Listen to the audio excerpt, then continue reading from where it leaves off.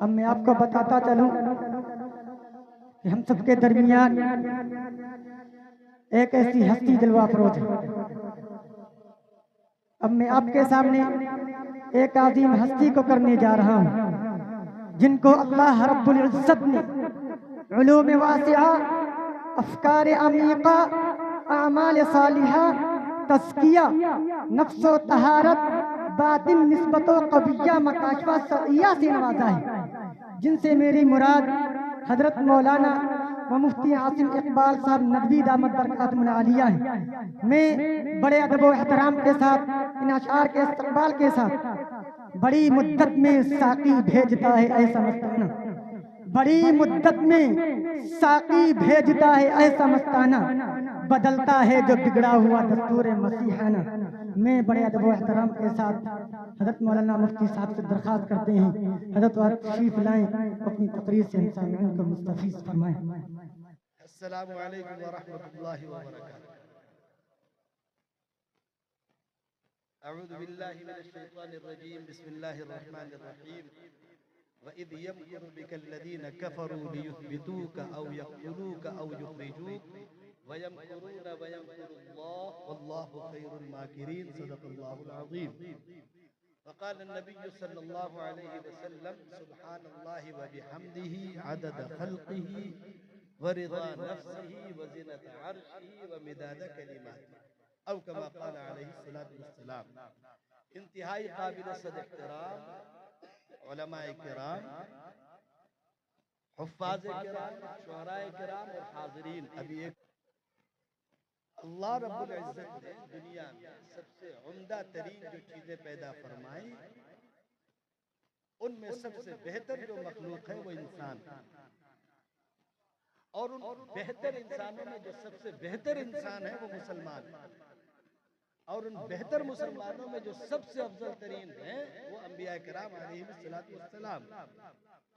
उन अंबिया किराम अलैहिस्सलातु वस्सलाम के बाद जो सबसे बेहतर तरीन लोग हैं वो हर दौर के नबी के साथ रहने वाले रुफका, हर एक का अलग अलग नाम है।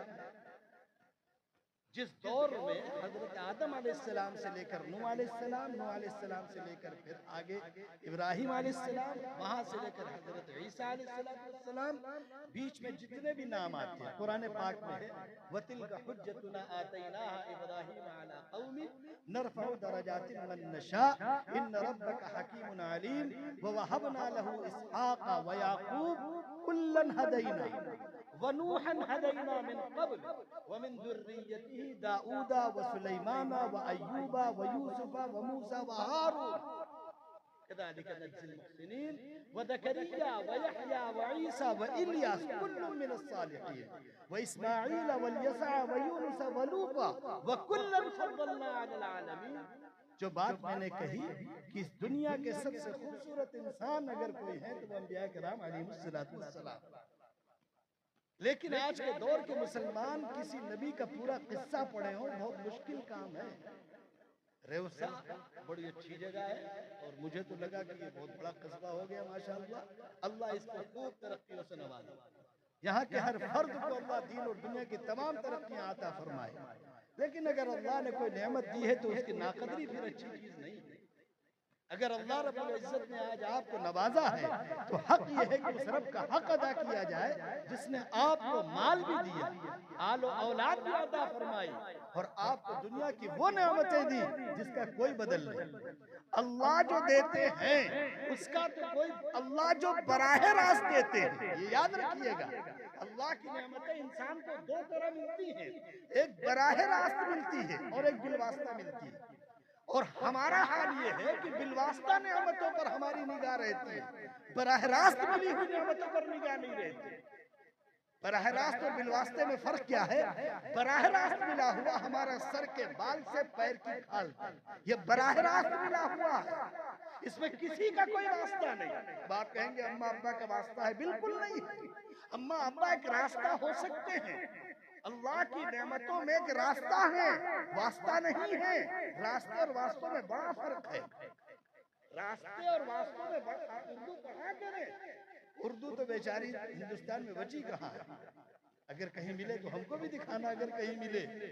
उर्दू का तो तसव्वुर बस भूल जाइए। मकतब है ये जामिया नूरुल हुदा, अगर चल गया रेवसा में तो अल्लाह की कसम यहाँ उर्दू जिंदा हो जाएगी। उर्दू जिंदा ही मकतब से है, मदरसे तो बात की चीज है। अब एक तालिब इल्म मकतब में उर्दू ही नहीं पढ़ के आया, मदरसे में क्या पढ़ेगा? मकतब में जो उर्दू पढ़ाई जाती है उसकी अगली सतह मदरसे में पढ़ाई जाती है। आप मकतब से तो पढ़ के आए नहीं, आपने मकतब में तो वक्त गुजारा नहीं, आप मकतब में तो आप गए नहीं, तो आप क्या उर्दू जानेंगे? खैर वो बात अलग की है। मैं आपसे अर्ज कर रहा था कि अल्लाह रब्बुल इज्जत के बनाए हुए जो निजाम है वास्ते के और बराह रास्त जो अल्लाह ने दिया है वो सर से पैर तक अल्लाह की वो नेमतें हैं जो अल्लाह के अलावा किसी ने नहीं दी। हमारे सरों में बाल ये अल्लाह की देन है। हमारे सरों के नीचे माथे से लेके मुंह से लेके गाल से लेके पूरे जिस्म के एक एक आज़ू से लेके और पैर की खाल तक ये अल्लाह की मिली हुई बराह रास्त नेमतें। जबान है अल्लाह की बराह रास्त नेमत। कोई माँ और बाप ये दावा नहीं कर सकते कि हमने अपनी औलाद की जबान बनाई, कोई नहीं दावा कर सकता। अगर किसी की जबान लगती है तो माँ बाप लगती हुई जबान खोल नहीं पाते। रब्बी शरह ली सदरी व यस्सिर ली अमरी वहलुल उक़दतम मिन लिसानी यफ्क़हू क़ौली। किसको कहना पड़ा? वक्त एक जबरदस्त नबी है, कुव्वत में, ताकत में, इल्म में, हिकमत में, तदब्बुर में, फिक्र में, शऊर में साहिब शरीयत नबी है। तौरात जैसी किताब मिली है लेकिन जबान खुली नहीं है। कौन है वो? हजरत मूसा अलैहिस्सलाम साहिब शरीयत नबी है, कुव्वत में, ताकत में, हर चीज में बेमिसाल। अगर किस्सा सुनाया जाए तो मार दिया था हजरत इस्राइल अलैहिस्सलाम को, बाज़ रिवायतों में आता है, लेकिन क्योंकि उलमा उस किस्से को बहुत ज्यादा बयान नहीं करते क्योंकि आवाम में शऊर नहीं है बात समझने की। लेकिन मारा था किसी को। जब मारा मूसा अलैहिस्सलाम ने तो दुनिया छोड़ के चला गया, लेकिन उस दौर के भी मुसलमान ऐसे थे जैसे आज के दौर में हैं। एक साहब लड़ रहे थे अपने दुश्मन से, मूसा अलैहिस्सलाम को आवाज दी। आज के दौर में भी होता है, मुसलमान अपने कायदों पे भरोसा करते ही नहीं है। मुसलमानों का शिकवा है आप कायद चुनते कब हैं? आपने किसी आलिम को कायद कभी चुना? और याद रखिए उलमा से आप सियासत की क़यादत न कराइए। सियासत दूसरे दर्जे की चीज है, इल्म पहले दर्जे की चीज है। नबी का छोड़ा हुआ इल्म उलमा के पास है। सियासत तो इल्म का एक हिस्सा है, राजनीति जो है वो इल्म का एक हिस्सा है, इल्म कुल है। राजनीति या सियासत एक दूसरे दर्जे की चीज, निकली हुई इल्म के निकले हुए जो खजाने हैं उसमें खजाना है सियासत। लेकिन हम उलमा से चाहते हैं क़यादत तो करें, लेकिन एक बड़ी अजीब बात, एक आदमी चाहता है कि हम खेत में खेती तो करें और 4 माह बाद जाता है अपने खेत को गाली देता है, अपने खेत की बुराई बयान करता है, अपने खेत की ग़ीबत करता है। 4 माह पहले इसने नियत की कि हमारे खेत में 10 कुंटल गल्ला होगा। 4 माह तक न खेत गया, न खेत देखने गया, न खेत पूछने गया। किसी ने मेड़ मार ली, किसी ने 2-4 इंच खोद लिया, कोई अरे बेटा तो बैठ जा थोड़ी देर, किसी ने कुछ कर लिया। अब 4 माह के बाद खेत को कोस रहे हैं। आप मुझे अकल, और आपको खेत की मिसाल क्यों दूं? आप तो ताजिर आदमी हैं, दुकानदार हैं। आप रोजाना रात को इरादा करें कि कल सुबह दुकान जाएंगे और फिर पूरा दिन बजाय दुकान के मटर गश्ती करते रहें, शाम को फिर घर आ जाएं, अगले दिन फिर इरादा करें कि हम दुकान जाएंगे और फिर पूरा दिन मटर गश्ती करें और फिर शाम को घर आ जाएं। और 1 महीने के बाद जब दुकान खोल के शटर गल्ला खोले और पैसे गिनना चाहें, कितने पैसे आएंगे? कितने पैसे आएंगे? तो आप अपने उलमा को कायद तो मानते हो, लेकिन उलमा के पास न कभी जाते हो, न कभी बैठते हो, न कभी मिलते हो।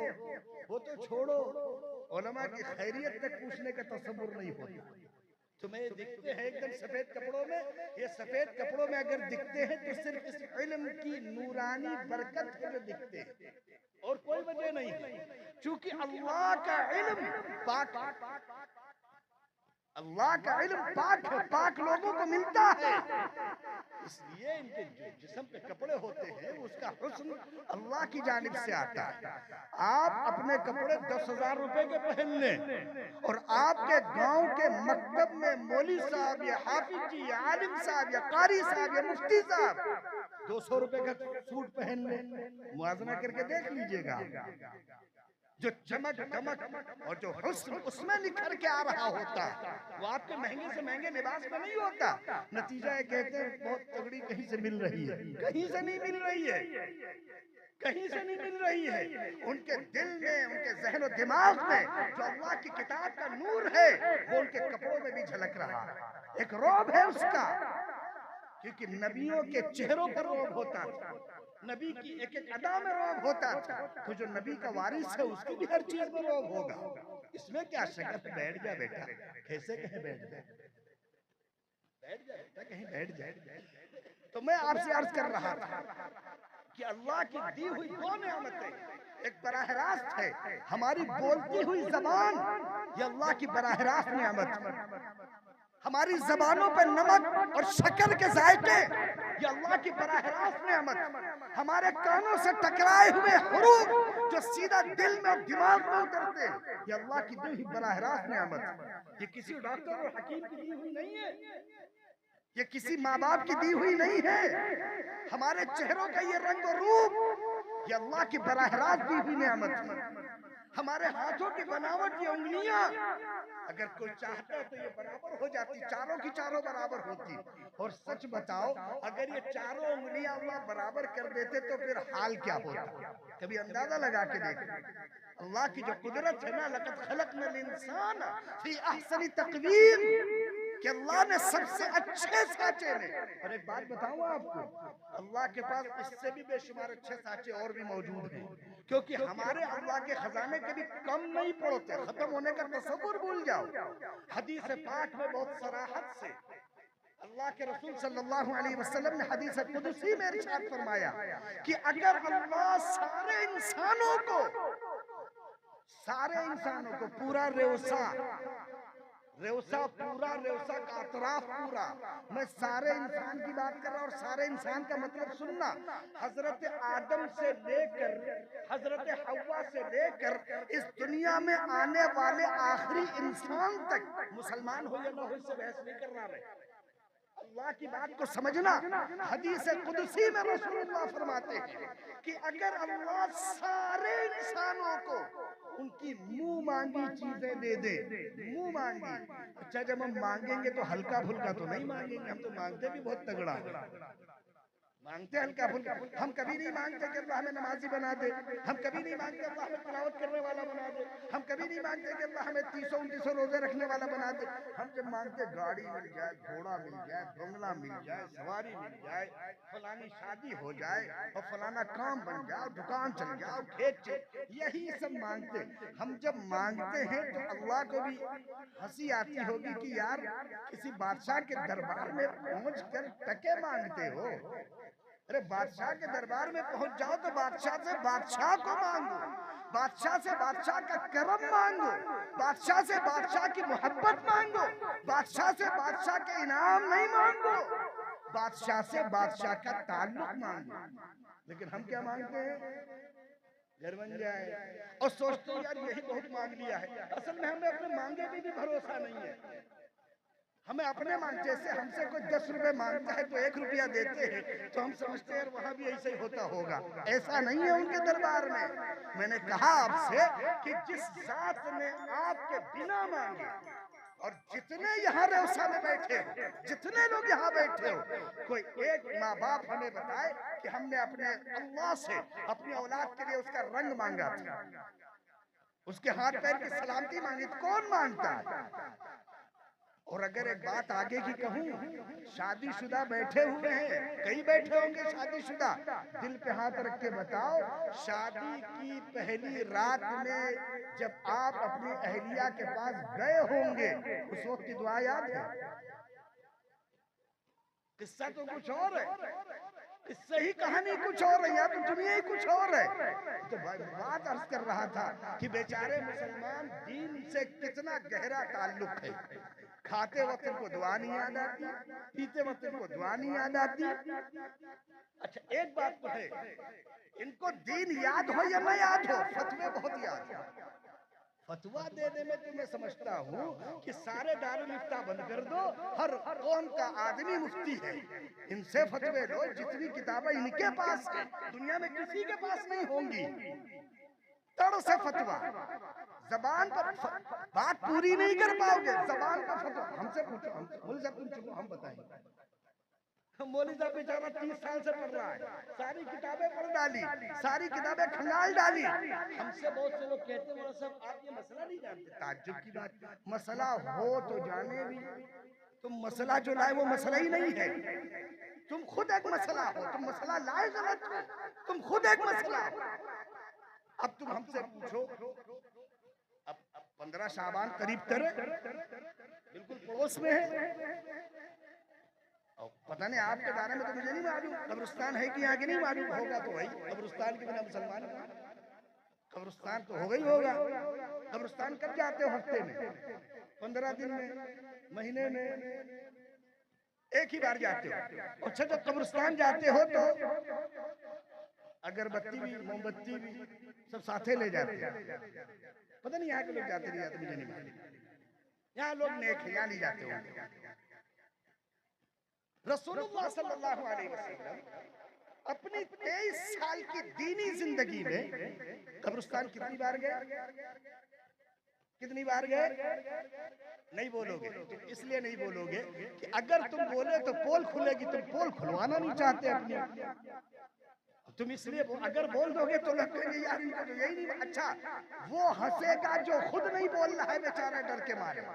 अगर दूसरा बोल दे, उसकी पोल खुल जाए तो वो हंसने के लिए तो बोलेगा, ऐसे नहीं बोलेगा। रसूलुल्लाह अपनी जिंदगी में कब्रिस्तान 15 शाबान की रात एक मर्तबा गए। कितनी मर्तबा? अच्छा कब्रिस्तान क्यों जाना चाहिए? अगरबत्ती सुलगाने, मेला लगाने, ढोल पीटने, लाइटें लगाने, चौपाल लगाने, खाने पीने का इंतजाम करने कब्रिस्तान क्यों जाना चाहिए? हम थोड़ी कह रहे क्यों जाना चाहिए, और चाहो न चाहो जाना तो है ही।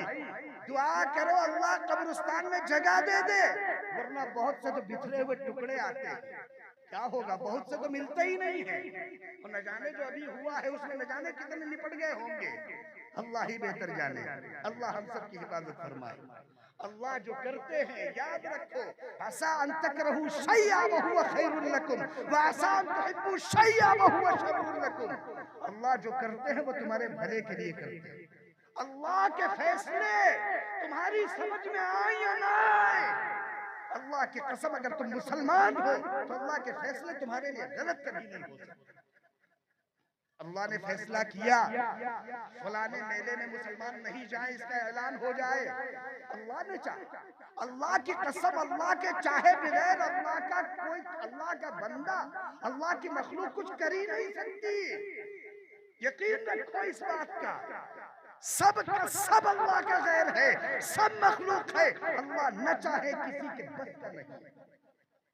चींटी का चलना भी अल्लाह की कुदरत, हाथी का चलना भी अल्लाह की कुदरत, हमारा बोलना भी अल्लाह की कुदरत है।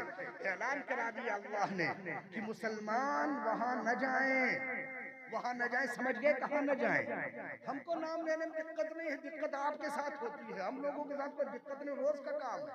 कहो जम के 10-12 बार नाम ले, डरते तुम लोग हो, बाद में कहते मौलाना से कह दो इस तरह नहीं बोलना चाहिए, इसलिए नहीं बोलते। ना कोई मसला, हम लोगों के लिए कोई मसला नहीं, मसला तुम्हारा है, हमारा कोई मसला ही नहीं है। हम तो न जाने कितना खुल के बोल देते हैं, लेकिन चूंकि यहाँ बोल दें मौलाना इश्तियाक साहब बेचारे न जाने इन पर क्या गुजर जाए, पूरा मोहल्ला और गांव टूट पड़े कि काहे बुलाए थे, क्या बुलवा दिया बेचारे इनके साथ। सीधे साधे दुबले पतले आदमी। हमको कल जुमे की नमाज पढ़ने हम जा रहे थे, फोन किए और इतनी मीठी और मुतरन्निम आवाज है मौलाना की। मैं इनका जब फोन आया तो मुझे लगा 2-4 साल का कोई बच्चा बोल रहा है। तो मैंने जब नमाज पढ़ने जा रहा था जुमा की, तो थोड़ा झल्लाहट तो ही जाती है, तो तबीयत ये आई टोक दूं, बंद करो फोन। इतनी प्यारी आवाज थी, मैंने कहा अच्छा सुनी लेंगे, शायद कोई बच्चा है। मालूम है मौलाना इश्तियाक साहब है। तो फिर मैंने आपसे तकरीबन 2 मिनट बात की। मौलाना बहुत नेक आदमी, चेहरे पर हुस्न, और वो देखिए खूबसूरती किस चीज की है? कुरान की, अल्लाह के उतारे हुए नूर की है, इल्म की है। मौलाना से क्यों मोहब्बत है? उस इल्म की बुनियाद पर जो अल्लाह को पसंद है और अल्लाह का इल्म है, और अल्लाह ने इस इल्म में मोहब्बत रखी है। तुम चाहो न चाहो, जबान से निकलता है मौलाना साहब, चाहो या न चाहो। तुम चाहे ये कहो कि मौलाना साहब बहुत बेकार आदमी है, लेकिन मौलाना साहब निकलवा के रहेंगे अल्लाह। वो तो अल्लाह ने तय किया है, तुम क्या करोगे? अल्लाह ने तय किया। कहो कारी साहब, कहो हाफिज जी, कहो मुफ्ती साहब, कौन कहलवा रहा? तुम्हारी मजबूरी है कहना, न कह के भी देख लो, तुम जबान से नहीं निकलेगा। इसलिए कि अल्लाह ने जिसके दिल में कुरान उतार दिया, उसके लिए हमेशा के लिए हाफिज का ऐलान कर दिया। तुम्हें कहना पड़ेगा हाफिज जी। वो अलग बात है तुमको हाफिज जी अच्छे नहीं, हाफिज जी में ये खराबी, हाफिज, वो बात की बात है। हाफिज जी निकलवाएंगे अल्लाह, और अगर अल्लाह ने पहले ही हाफिज जी निकलवा दिया तो अब डरो उस अल्लाह से जिसने पहला कलमा सही निकलवाया। अगला कलमा गीबत का नहीं होना चाहिए, अगला कलमा बुराई का नहीं होना चाहिए, अगला कलमा खराबी का नहीं होना चाहिए। अगला कलमा ये हो कि अल्लाह हाफिज जी को अच्छा रखे, बेचारे हमारी नमाज पढ़ा देते हैं, बेचारे हमारे मस्जिद का ख्याल रखते हैं, बेचारे हमारे मदरसे का ख्याल रखते हैं, बेचारे हमारे बच्चों का ख्याल रखते हैं, बेचारे हमारे गांव के बच्चों का ख्याल रखते हैं, बेचारे हमारे अब्बा अम्मा भैया चचा के बच्चों का ख्याल रखते हैं, बेचारे गरीब के बच्चों का ख्याल रखते हैं। और आपको एक बात बताऊं, आप जितने लोग बैठे हो यहाँ पर, दिल पे हाथ रख के बताना, बच्चे तुम सबके दीन तुमने नहीं सिखाया, दीन हाफिज जी ने सिखाया, दीन मौलवी साहब ने सिखाया, दीन मुफ्ती साहब ने सिखाया, दीन कारी साहब ने सिखाया। तुमने तो सिखाया औज़ु बिल्लाहि मिनश शैतानिर रजीम, ये सिखाया। हाफिज जी ने सिखाया औज़ु बिल्लाहि मिनश शैतानिर रजीम। किसने सिखाया? तुमने नहीं सिखाया। तुम अगर औज़ु बिल्लाह सिखा के मर गए और ये भैया पढ़ा तुम्हारी कब्र पे जाके औज़ु बिल्लाह, तो यकीन मानो इतनी लाठी चलेगी कब्र में, तो किससे कहोगे? वहां किससे कहोगे? वहां तो तुम और वो हैं, या तो वो मार रहे हैं या तुम मार खा रहे हो। लेकिन अगर तुम सिखा गए औज़ु बिल्लाहि मिनश शैतानिर रजीम, अल्लाह की कसम, अल्लाह का प्यार उतरेगा तुम्हारी कब्रों पर। जो बंदा अल्लाह की पनाह मांगे कि ऐ अल्लाह मैं मरदूद मलऊन शैतान से पनाह चाहता हूँ आपकी। किसकी? अगर प्रधान जी की पनाह मिल जाए तो गांव में आदमी फिर लाठी लेके घूमता है। पता नहीं यहाँ का नहीं पता कौन प्रधान है, मुझे नहीं मालूम रहता। अगर प्रधान जी का मिल जाए, प्रधान जी का सर पे हाथ हो तो आदमी दबंगई करता है, और विधायक जी का हाथ हो तो पूरी तहसील में दबंगई दिखाता है, और सांसद जी का हाथ हो तो फिर पूरे जिले में दबंगई दिखाता है, और अगर मंत्री जी का हाथ हो तो समझ लो फिर पूरे सूबे में दबंगई दिखाता है। लेकिन अल्लाह के सरों बंदों के सरों पर, मुसलमानों के सरों पर अल्लाह का हाथ। मुसलमानों को किसी ताकत से डरना नहीं चाहिए। सारी ताकत है अल्लाह के खिलाफ, सिर्फ मकड़ी का जाला है। मसलुल लज़ीना इत्तखज़ू मिन दूनिल्लाहि औलिया कमसलिल अन्कबूत।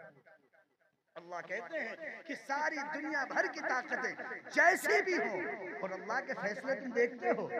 एक साहब उठे बोले हमारी बात मान लो वरना जहन्नम बना देंगे। अल्लाह ने उस मुल्क का एक पूरा टुकड़ा ही जहन्नम बना डाला। ये अल्लाह की कुदरत, अल्लाह की देन है।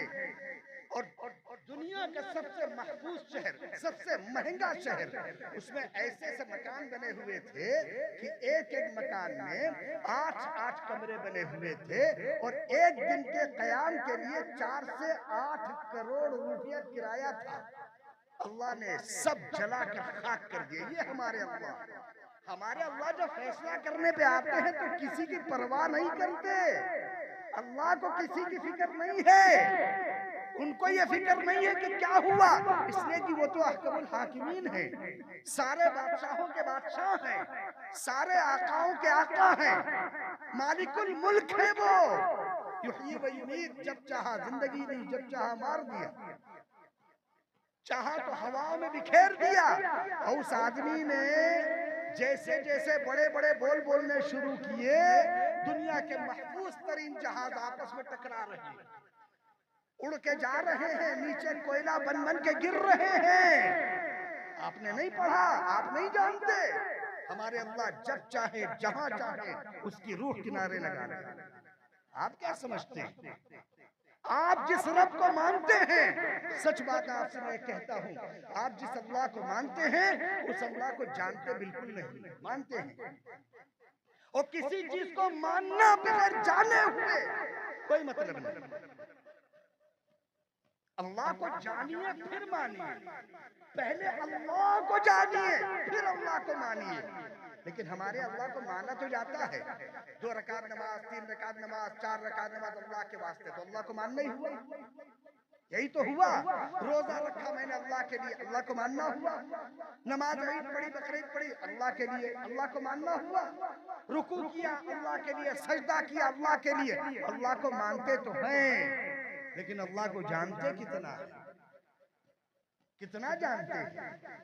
दिल पे हाथ रख के बताइए, आपके घरों में अल्लाह की कितनी बातें होती। एक मुसलमान का घर होता है, 4 मुसलमान होते हैं उस घर में, 8-10 मोबाइल होते हैं। एक फर्द पर 2 मोबाइल। आमतौर से लोग 2 से कम नहीं रखते, 2 से कम नहीं रखते। एक मोबाइल में तो वो कुछ होता है जो आप सब जानते हैं, उसमें हम क्या बताएं। वही आपकी जान और आपकी इज्जत होता है। अगर किसी के हाथ लग जाए तो 10-12 तो उसमें लाख पड़े होते हैं। वो आप भी जानते हैं, एक भी खुल गया तो आपकी इज्जत सब नीलाम हो जाएगी। उसमें जो कुछ होता है वो आप भी जानते हैं, हम क्या बताएं आपको। नहीं, आप चीजें हैं, आप लोगों को नहीं मालूम। आप लोग अभी, आपको दुनिया ही नहीं पता है, दुनिया की हवा ही नहीं लगी है, आप क्या जानेंगे। लेकिन जो लोग हैं, मैं उनके बारे में कह रहा हूँ। लेकिन बड़े अफसोस की बात, एक मुसलमान का घर है, 5 लोग हैं, 10 मोबाइल हैं। दिल पे हाथ रख के बताओ, 10 कुरान है उस घर में, 10 मिसवाक है उस घर में, 10 दुआओं की किताबें हैं उस घर में, सुन्नत रसूल की कोई एक किताब ढूंढने मिलेगी घर में। मुसलमान तो है, मुसलमान होने में क्या शक है। एक लड़का है नौजवान घर में, जिसके पास गर्मी के कपड़े अलग हैं, बरसात के अलग हैं, ठंडक के अलग हैं, उसके पास घूमने की सवारी भी है, उसकी जेब में पैसा भी है। उसके पास अगर नहीं है तो इस्लाम नहीं, बाकी सब कुछ है। मुसलमान है, मुसलमान है। इत्तेफाक से नाम भी नहीं है, नाम भी लब्बू झब्बू है, नाम भी कुछ और है। न नाम का पता, न काम का पता, न दिमाग का पता, न अकल का पता, न इल्म का पता, न अमल का पता। मुसलमान है, न अखलाक का पता, न किरदार का पता, न सीरत का पता, न सुन्नत का पता। हमसे तो बहुत लोग कहते हैं कि मौलाना आप कहते हैं कि जहाँ कोई मिले सलाम करो। मौलाना किसी को सलाम कर दिया और कुछ और हो गया तो जान चली जाएगी, जिम्मेदार कौन होगा। बात तो सही है, बस सलाम करते हुए तो डर लगता है पता नहीं कौन है, क्योंकि सब कलावा बांधे घूम रहे हैं। जिसको देखो कड़ा पहने घूम रहा, जिसको देखो तो क्या बताए, नचनिया कुछ कर न ले बस वही करने लगते हैं। नचनिया के बड़े फैन हैं ये सब। याद रखो, अगर नचनिया का फैसला हो गया कि वो जाएगा दूसरी तरफ, जानते नहीं जानते, अरे जानते नहीं जानते, बहुत भोले हो यार, इतने नहीं भोले हो जितना हम कह रहे हैं। जानते हो दूसरी तरफ, जहन्नम की तरफ, और फैन तुम हो नचनिया के, तो वो तो हाथ पकड़ेगा ना, कहेगा बाल कैसे रखे थे, रसूलुल्लाह के जैसे या नचनिया के जैसे, और रसूलुल्लाह के जैसे। अच्छी बात है, अल्लाह माफ फरमा देंगे। और अगर कहो नचनिया के जैसे तो अल्लाह कहेंगे भैया उसी से सवाब ले आओ जाके, देखो कहाँ है, ढूंढना, ढूंढना मिलेगा कहीं, खुदा बेहतर जाने कहाँ मिलेगा। मुसलमानों, तुम अल्लाह के रसूल जैसे, सहाबा जैसे कपड़े, चेहरे, मोहरे रसूल जैसे बनाओ ना। रसूल के तुम आशिक किसके हो, रसूल के ना। खैर, बीच में बात आई थी, मैं अर्ज कर रहा था, तो मैं आपसे अर्ज कर रहा था कि अल्लाह की दी हुई 2 नेमतें, एक बराह रास्त है और एक बिलवास्ता। आपके हाथ सीधे हो जाए और घूम जाए, बराह रास्त दी हुई नेमत है, किसी के अब्बा की दी हुई नहीं है। आपके हाथ उंगलियां मुड़ जाए, न मोड़ना चाहे न मुड़े, फैलाना चाहे फैला ले, समेटना चाहे समेट ले, खाना चाहे मीठा तो मीठे का जायका है। ऐसा कभी हुआ दुनिया में कि यार खा रहे थे मिठाई लग रहा था मिर्चा? हाँ, बीमारी में हो सकता है ऐसा होता हो, आमतौर से नहीं होता। मिर्चा खाएंगे तो मिर्चा ही लगेगा। क्यों मालूम है? क्योंकि आपके रब ने जो निजाम बनाया है उसमें कोई कमी नहीं, कोई कमी नहीं। वरना जानवर को तुम भूसा खिलाओ, छिलके खिलाओ, रोटी खिलाओ। बॉस हमारे एक दोस्त है, वो कहते हैं कि हम सुबह सुबह 2 रोटी खिलाते हैं, एक जानवर है उसको खिलाते हैं। तो मैंने कहा दिल पे हाथ रख के बताओ 2 रोटी में इसका भला होता है? अरे कम से कम 10 किलो की रोटी बना हो तब इसको खिलाओ, तब तो पेट में जाएगा। जानवर की बात कर रहा भाई, अब दिल पे न लो। जानवर भी तुम समझ गए होगे, नहीं समझे? नहीं समझे? बहुत भोले हो यार मौलाना इश्तियाक साहब, इतने इतने लेट आपको तो इनमें जैसे चाहे काम करो यार, इतने सीधे जान ही नहीं पाते। सुबह सुबह वो जो जानवर जो कूड़े ढेर में इधर उधर पड़े रहते हैं, बेचारों के मुकद्दर में जिंदगी में कूड़ा खाना। अगर किसी को मानते हो तो कम से कम उसको कदर करो, उसको घर ले जाओ, नहलाओ धुलाओ, अपने साथ घुमाओ। पता चला लखनऊ जा रहे हो, साथ ही चले जाओ लेके, थोड़ा उनको भी तो घुमाओ, उनका भी तो हक है, उनको भी मिठाई खिलाओ, उनको भी खूब शानदार कपड़े उपड़े पहनाओ। यार किसी को मानो तो दिल से मानो भाई। हम नमाज को मानते हैं तो जहाँ नमाज पढ़ते जगह पाक करते हैं, साफ करते हैं, खुशबू लगाते हैं, चटाई बिछाते हैं, मुसल्ला बिछाते हैं, है ना, वजू करके पाक होके आते हैं, चप्पल बाहर उतारते हैं, तभी तो नमाज पढ़ते हैं ना, क्योंकि हमें नमाज से मोहब्बत है ना। तो अगर आप भी मानते हो तो कम से कम उनकी हालत तो देखो। खैर वो जानने का काम है। मैं एक बात अर्ज कर रहा हूं कि अल्लाह की दी हुई नेमतें बराह रास्त हैं, जिनमें अल्लाह ने एक भी पैसा आपसे नहीं लिया। आपसे लिया? आपका दिमाग काम करता है, कितने पैसे अल्लाह को दिया? आपके कान काम करते हैं, कितने पैसे दिए अल्लाह ने अल्लाह को आपने? आपके मुंह काम करता है, कितने पैसे दिए आपने अल्लाह को? आपके हाथ पैर काम करते हैं, कितने पैसे दिए अल्लाह को? इसी का शुक्राना है। फजर की नमाज के बाद उसी जगह बैठे रहिए और जब सूरज निकल आए तो 2 रकात नमाज पढ़ लीजिए, ये इसी का शुक्राना। रसूलुल्लाह सल्लल्लाहु अलैहि वसल्लम फरमाते हैं जिस्म के हर हिस्से पर अल्लाह का हक है कि तुम सदका करो। अब डेली 360 रुपए करने पड़ते, तो सहाबा ने कहा कि रसूल इतना पैसा कहाँ से है, जिस्म में तो मोड़ है बहुत से। तो रसूलुल्लाह ने फरमाया फजर के बाद जब सूरज निकल जाए 2 रकात नमाज पढ़ लो, सारे जिस्म का सदका अदा हो जाए। सच बताओ, जिस जिस्म का सदका अदा हो चुका होगा उस जिस्म पर कोई आफत आएगी, कोई मुसीबत आएगी, कोई मुश्किल आएगी? लेकिन तुम्हारी मुश्किल तो प्रधान जी हल कर रहे हैं ना, उनकी अपनी हल नहीं हो रही, तुम्हारी हल कर रहे हैं। अपनी हल कर ले वो, अल्लाह के अलावा कोई मुश्किल हल करने वाला नहीं। अगर अल्लाह मुसीबत में डाल दे तो अल्लाह के अलावा मुसीबत टालने वाला कोई युरिद कभी खैर, और अगर अल्लाह ये तय कर ले कि तुम मौज करोगे फला रात दली फजली, तो उसकी दी हुई नेमतों को छीन नहीं सकता। तो एक नेमत तो तुम्हारे पास वो है जो अल्लाह ने डायरेक्टली दी है, अरे दी कि नहीं दी, अरे दी कि नहीं दी? और एक नेमत वो है जो बिलवास्ता दी है, बिलवास्ता एक नेमत दी है, वो बिलवास्ता दी है। जैसे आप पैसा कमाते हैं, वास्तों से आता है, आप दुकान खोल के कमा सकते हैं, मजदूरी करके कमा सकते हैं, नौकरी करके कमा सकते हैं, हाथ पैर के हुनर से कमा सकते हैं, दिमाग से कमा सकते हैं, या मुफ्त में कोई हदिया दे जाए आपको, या कर्जा ले ले और बाकी की चीजें लूटपाट कर ले, वो दूसरी बात है। तो 2 तरह की नेमतें हैं आपके पास, एक अल्लाह की बराह रास्त है और दूसरी बिलवास्ता। लेकिन हमारे यहाँ मेहनत किस चीज पर है? बिलवास्ता पर। बराह रास्त दी हुई नेमतों का कभी एहसास भी नहीं होता। इसीलिए रसूल अकरम सल्लल्लाहु अलैहि वसल्लम ने फरमाया कि जो शख्स सुबह इस हाल में करे, यानी फजर इस हाल में हो, पहले फजर तो हो। बहुत से लोग तो बेचारे फजर का वक्त नहीं जानते, अगर पूछो अगर पूछो कि अच्छा अपने दिल को एक बात बताना, हमको नहीं बताना, सच बताओ आज फजर का वक्त कै बजे खत्म हो रहा है? जानते हो कि आप तो पढ़ते हो माशाल्लाह, आपका क्या आप मालूम होगा कि इशराक की नमाज का वक्त क्या, वो अलग बात है कि उठते ही 10 बजे है, वो अलग बात है, वक्त तो मालूम है ना। हमसे एक साहब कहने लगे एक मरतबा, और साहब कहाँ है? मैंने कहा थोड़ा काम से। कहा अच्छा ये बताइए कि वो शहरी का वक्त खत्म कब है? मैंने कहा मुझे नहीं मालूम। तो कहने लगे फिर आप पढ़ते क्या है? मैंने कहा मैं शहरी का वक्त नहीं पढ़ता। शहरी का वक्त कौन पढ़ता है? मैं कुरान पढ़ता, किताब पढ़ता, हदीस पढ़ता, दीन की बातें पढ़ता। मैं कोई शहरी का कैलेंडर पढ़ता हूँ? मैं कोई दायमी जंतरी पढ़ता हूँ? कहने लगे फिर आप मौलाना कैसे?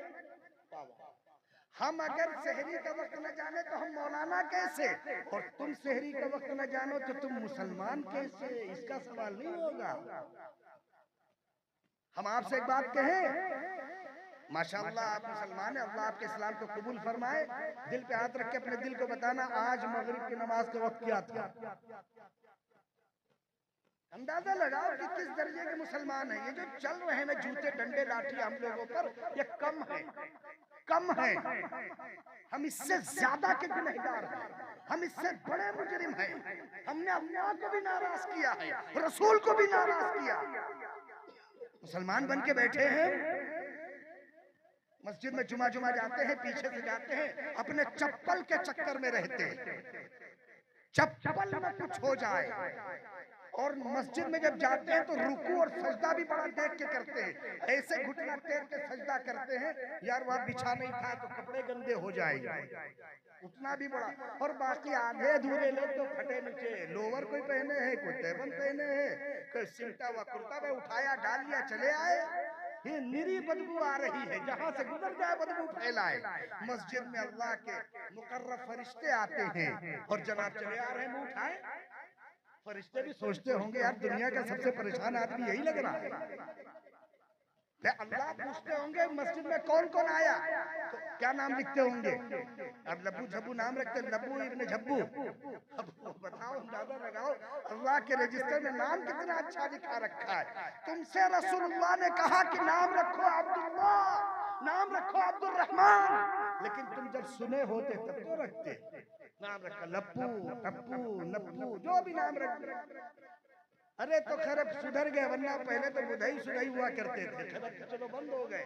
अब हमको लगता है कम है, बुधाई बुधाई नहीं रखा जाता, हो सकता है कहीं रखा जाता हो, आमतौर से नहीं रखा जाता।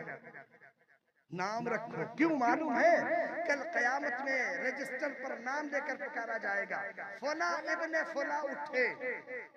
तो अगर नाम अच्छा होगा तो कम से कम कुछ अल्लाह को भी प्यार आएगा। एक बहुत बड़े बुजुर्ग हैं, बहुत बड़े बुजुर्ग, उनसे किसी ने पूछा कि आपको अल्लाह से अपने बारे में क्या उम्मीद है? अच्छा हमको तो बहुत लंबी लंबी उम्मीद है, हमारी पहली उम्मीद है कि हम तो बख्शे ही जाएंगे। पहली उम्मीद तो या तो काहे बख्शे जाओगे, ठेका लेके आए हो, कागज वागज देंगे। जिब्राइल आए थे क्या करने कि भैया ये ले लो कागज रख लो, तुम तो बख्शा ही बख्शा है। अरे सहाबा जो सब कुछ लगा गए, वो कहते थे पता नहीं अल्लाह के सामने क्या होगा।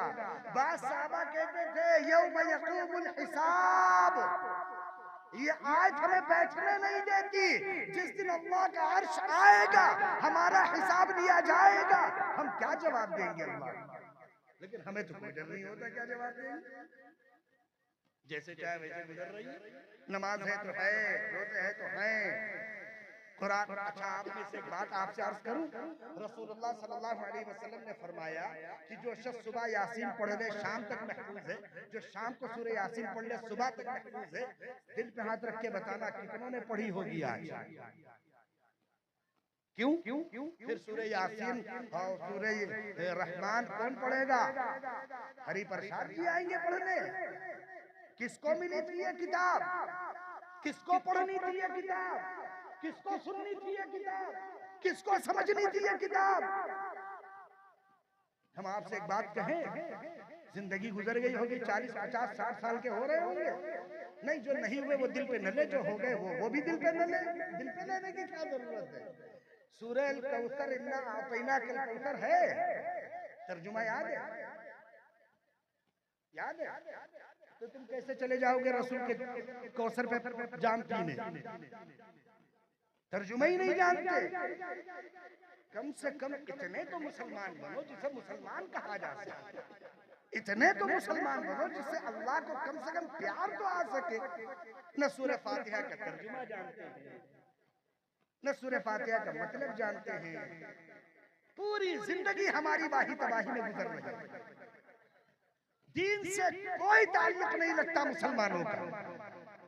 जितना ताल्लुक है आप भी जानते हो, बार बार तो मैं कहता हूं, इतने लोग बैठे हुए हो, एक बात कहें आपसे,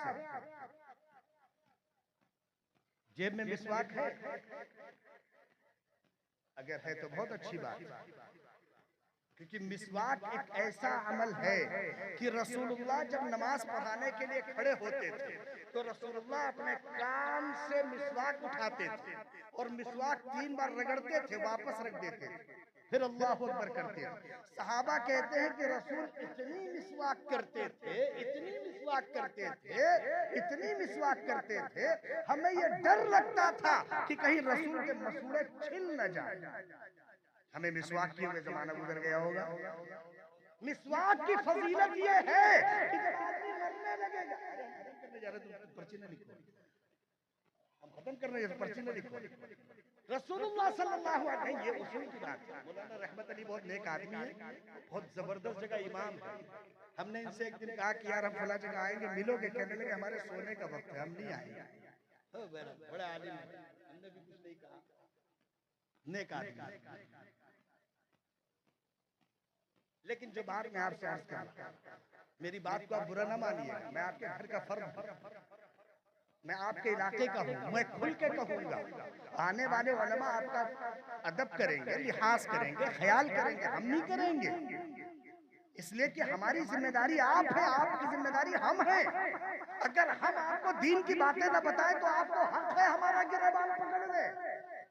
जितना आपको हक है कि अगर आपको दीन की बात मैं ना बताऊं तो आप मेरा गिरबान पकड़े, उतना ही मुझे हक है कि अगर आप दीन की बात न सुने तो जबरदस्ती आपको हक सुना दो। ये हमारा काम है, हमारे से मुराद स्टेज पे बैठे हुए सारे उलमा का काम है। इसलिए अल्लाह के वास्ते उलमा के एहतराम करना सीख लो, उलमा के एहतराम। मौलाना सलमान साहब, आज हम आपके साथ एक जगह से आ रहे थे तो एक घर की तरफ इशारा करके बयान किया गया था कि गुरुकुल चलता है और उसके पास इतना पैसा है, एक साहब बता रहे थे कि आस पास की तकरीबन 10-20 मकान वो ऐसे खरीद ले। आप मदरसों मकतब में 10-20 रुपए चंदा देते हैं, उसके बाद मौलवी का गिरेबान पकड़ते हैं। देते क्या है आप? क्या देते हैं आप? जुमे के दिन मस्जिद में चवन्नी अठन्नी देते हैं, उसके बाद पंखे और कूलर की उम्मीदें करते हैं। कितना देते हैं आप? आप तो देते होंगे मस्जिद मदरसे को, लेकिन जितना मुसलमान दे रहा सब पता। खन खन खन खन पहले मजाक देख लेता, इसी में है टूटा पैसा तब निकालता है, ऐसे हाथ नहीं डालता। नोट जिधर रखे उधर हाथ नहीं जाता जुमे में, नौटंकी में इधर ही जाता है, सबसे पहले इधर ही जाता है। नौटंकी हो, इतना शानदार जलसा आपने किया, कोई नहीं गया होगा बैंक नई गड्डी लेने, वो अभी नाच होता तो सब नए गड्डी का इंतजाम किए बैठे होते हैं, किधर है किधर है किधर है किधर, नहीं ऐसे करने के लिए। अंदाजा लगाइए जिस पे खर्च कर रहे हैं वो मिल रहा। सीधी बात कह रहा हूं आपसे, जो आपकी इनकम है वही आपकी आउटगोइंग है, जहां आप ला रहे हैं वही जा रहा है। आप दीन पर लाते तो दीन पे जाता, आप दुनिया पे लाए हैं तो दुनिया पे जा रहा। इसलिए मेरी किसी बात का बुरा माने बगैर मैंने आपसे बहुत साफ लफ्जों में कहा, और हमारी तो कोई आजमाइश नहीं हुई, हमसे नमाजें नहीं पढ़ी जाती हैं। 5 और 7 और 8 साल के गज्जा के बच्चों को देखिए, जिनके सामने उनके माँ और बाप शहीद किए गए, जिनके सामने उनके सगे भाई शहीद किए गए, जिनके सामने उनकी खिलता हुआ चमन उजाड़ दिया गया, जिनके सामने उनके माँ बाप को ज़बह कर दिया गया, जिनके घरों पे बम गिरा दिए गए, आज भी वहां के 7 और 8 साल के बच्चे कहते हैं कि अल्लाह के लिए जीना है और अल्लाह के लिए मरना है। लोगों ने उनसे कहा कि घर छोड़ दो, अच्छी जगह चले जाओ, पैसा देंगे, घर देंगे, मकान देंगे। उन्होंने कहा कि जान चली जाए इसी मस्जिद के नाम पर चली जाए, जान अगर जाएगी तो मस्जिद अक्सा के नाम पर जाएगी। सैकड़ों नहीं हजारों बच्चे यतीम थे, मौजूदा वक्त में कोई उनकी देखभाल करने वाला नहीं, कोई उनकी किफालत करने वाला नहीं, कोई उनका ख्याल करने वाला नहीं। लेकिन उनका जिगर देखो, वो आज भी कहते हमारा कोई हो न हो, हमारा तो अल्लाह है। हमसे तुमसे अपने घरों में नमाजें नहीं पढ़ी जाती हैं। उन मुसलमानों को देखो जो अपने बच्चों को कुर्बान करके भी मस्जिद अक्सा बचाए थे। तुम क्या समझते हो तुमसे सवाल नहीं होगा? तुमसे जब अल्लाह पूछेंगे तुमसे रेवसा की मस्जिदें आबाद नहीं हुई, क्या कहोगे? फलस्तीन के ये मासूम बच्चे, यतीम बच्चे लाके खड़े किए जाएंगे कि इन्होंने अपने बाप कुर्बान किए, माँ कुर्बान की, लेकिन इन्होंने मस्जिद कुर्बान नहीं की। गज्जा के मुसलमानों से किस चीज का समझौता? एक ही तो समझौता है, मस्जिद अक्सा छोड़ दो, तुम जो चाहे ले लो। अल्लाह की कसम, हमारे जैसे कमजोर ईमान वालों को अगर मिल जाए तो सारी मस्जिदें बेच ले, सारे मदरसे बेच ले, सारे मकतब बेच ले, हमको दे दो। चवन्नी अठन्नी के लिए हम मर जाने वाले मुसलमान, गैरत मर गई है हमारी, बेशर्मी की इंतहा है हमारी, दीन हमारे सामने मिट रहा। आपको एक मिसाल दूं, एक साहब हमसे कहने लगे, हमने तस्करा किया कि दीन हमारे सामने मिट रहा, हम फिक्र नहीं कर रहे। एक साहब कहने लगे दीन कहाँ मिट रहा? मैंने कहा तुमसे मिट रहा। कहने लगे हमसे कैसे मिट रहा? मैंने कहा पूरे दिन में क्या नमाजें पढ़ के आए? तो बोले वक्त नहीं था। तो दीन बचा रहे हो। जो नमाज नहीं पढ़ रहा वो दीन बचाएगा, जो कुरान नहीं पढ़ रहा वो दीन बचाएगा, जो अल्लाह को नहीं याद कर रहा वो दीन बचाएगा, जो रसूल को नहीं याद करता वो दीन बचाएगा। दीन वो बचाएगा जो अल्लाह को याद करेगा, दीन वो बचाएगा जो मस्जिद मदरसे आबाद करेगा, दीन वो बताएगा जो अल्लाह के 99 नामों को याद करेगा, दीन वो बताएगा जो रसूल की सुन्नतों पे अमल करेगा। दीन वो नहीं बचाएगा जो सुबह उठते ही पहला काम रसूलुल्लाह की सुन्नत पे पूरा फेर देगा। वो कैसे दीन बचाएगा? जिससे रसूल की सुन्नत नहीं बच रही है, दीन बचाएगा। अगर आप समझते हो तो बचाओ दीन, वो नहीं बचा सकता दीन। इसलिए अपने उलमा पे रहम करो, ये चंद हैं, इनकी कदर कर लो। अगर अल्लाह नाराज हो गए, इन सबको कारोबार से लगा देंगे, फिर तुम्हारे बच्चों को कलमा पढ़ाने वाला कोई नहीं है। ये तो अपने बच्चों को पढ़ा लेंगे, उनके बच्चे अपने बच्चों को पढ़ा लेंगे, तुम्हारे बच्चों का क्या होगा?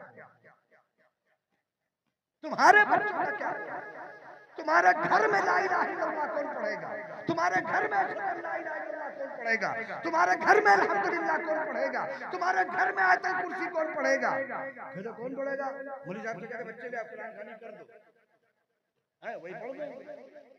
इसलिए बस मेरे भाई, आपका मदरसा है, मदरसा नूरुल हुदा है ना, अपने मदरसे को तय करो कि आप इस मदरसे को अपनी फिक्र के साथ जिंदा करो।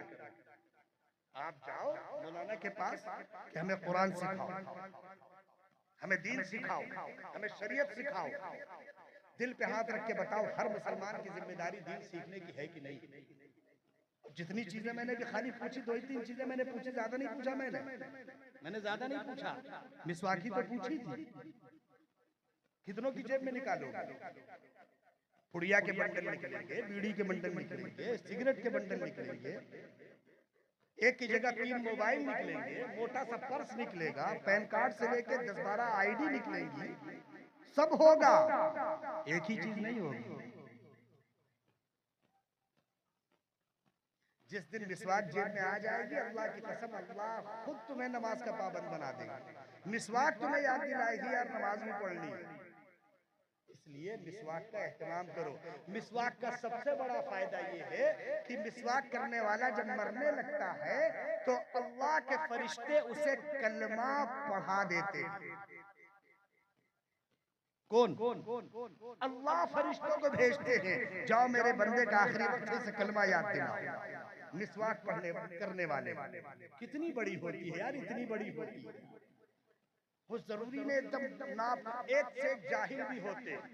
कई जगह मेरा सामना हुआ, एक साहब मिसवाक कर रहे थे, एक साहब उन पर चढ़े बैठे थे। चढ़े बैठे मतलब बिल्कुल टूट पड़े उनके ऊपर।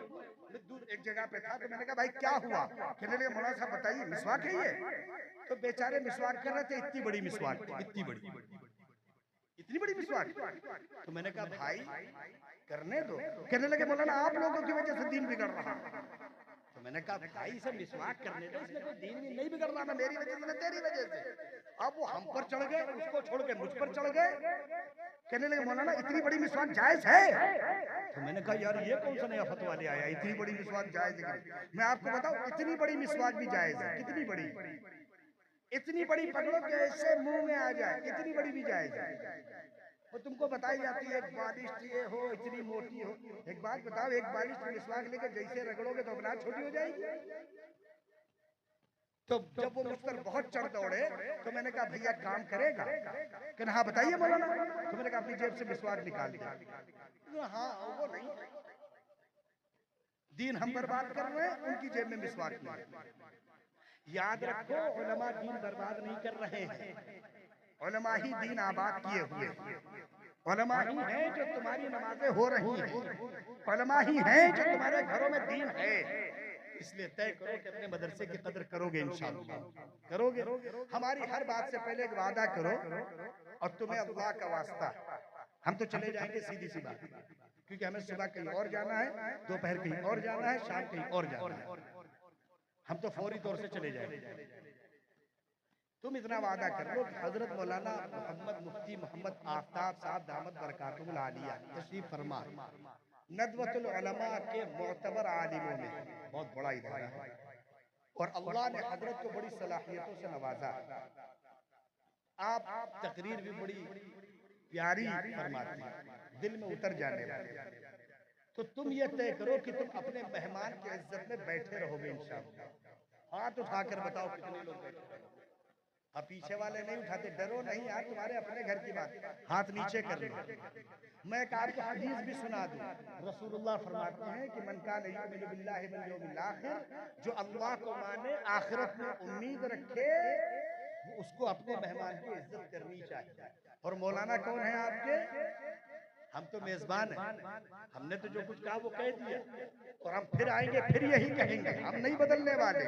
लेकिन याद रखो एक हदीस मैंने पढ़ी थी, सुब्हानल्लाहि व बिहम्दिही अदद खल्क़ि व रिज़ा नफ्सि व ज़िनत अर्शि व मिदाद कलिमाति। कितने कलमे हैं? 5। कितना टाइम लगा?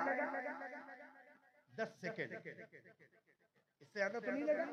रसूलुल्लाह सल्लल्लाहु अलैहि वसल्लम फरमाते हैं, हजरत जुवैरिया रज़ियल्लाहु अन्हा जो रसूलुल्लाह की बीवी है, रसूलुल्लाह उनके घर से उठकर मस्जिद गए, रसूलुल्लाह नमाज पढ़ाकर इशराक पढ़कर वापस आए। जब जा रहे थे तो रसूलुल्लाह की बीवी, हम सब की अम्मी हजरत जुवैरिया मुसल्ला बिछाए बैठी थी। जब रसूलुल्लाह वापस आए तो भी हजरत जुवैरिया मुसल्ला बिछाए। हमारे घर में ना औरतें मुसल्ला बिछाती ना मर्द मुसल्ला बिछाते। अगर इनसे पूछ लो काबे का रुख किधर है तो 3 बार सोच के बताता। अच्छा इधर है, 3 बार। घर में मुसल्ला बिछाना मुश्किल है, जाके देखो रिश्तेदारी में, बताएगा मुसल्ला किधर है। तो रसूलुल्लाह सल्लल्लाहु अलैहि वसल्लम वापस आए, कहने लगे कि जुवैरिया, जब मैं गया था तब तुम बैठी थी, मैं वापस आया तब भी तुम ऐसी बैठी हो। कहने लगे हाँ अल्लाह के रसूल, मैं जब से आप गए हैं और तब से अब तक मैं इसी तरह बैठी हूँ। दुआ करो कि अल्लाह हम सबको फजर की नमाज का पाबंद बना। रसूलुल्लाह सल्लल्लाहु अलैहि वसल्लम ने फरमाया, जुवैरिया जब मैं यहाँ से गया और जब मैं वापस आया, इतनी देर में तुमने जितनी नेकियां की, मैंने सिर्फ ये 5 कलमे कहे हैं, सिर्फ 5 कलमे, उन सारी नेकियों से ये ज्यादा। अंदाजा लगाओ कितने कलमे? 5। सुब्हानल्लाहि व बिहम्दिही, एक बार हमारे कहने से पढ़ भी लो, सुब्हानल्लाहि व बिहम्दिही अदद खल्क़ि व रिज़ा नफ्सि व ज़िनत अर्शि व मिदाद कलिमाति। कोई मुश्किल नहीं, और ये अल्लाह के दिए हुए खजाने।